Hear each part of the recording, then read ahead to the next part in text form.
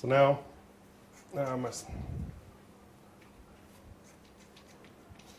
basically I have release films on both sides now. Then I just put a breather on the outside.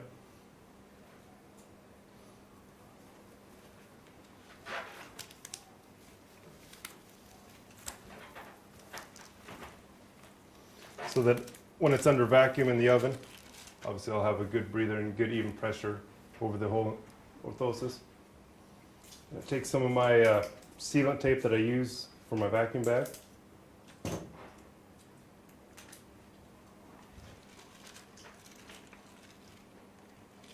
Put it down underneath my vacuum. I have a vacuum hole right here.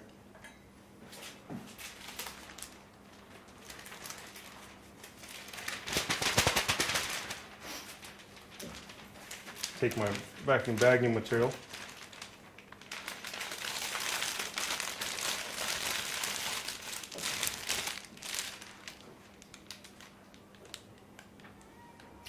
Then I normally use this material because it doesn't burn. This is just PET, so melting point is 252.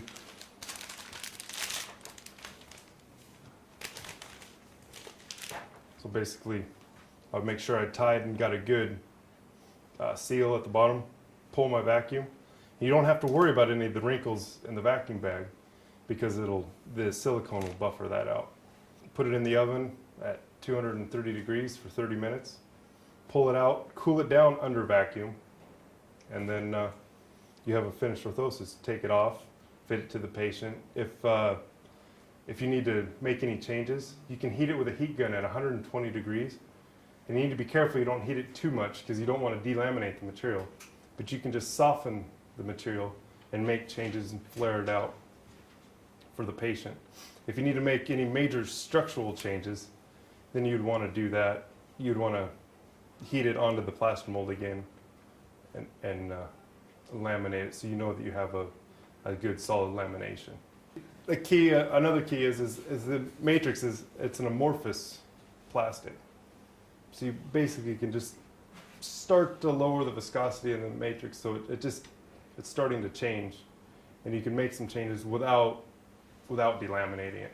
But the key is with this is it doesn't itch because there's no fiber flies because all of the fibers are encapsulated with a thermoplastic. So everything just falls to the ground. This is actually the matrix that's in the material.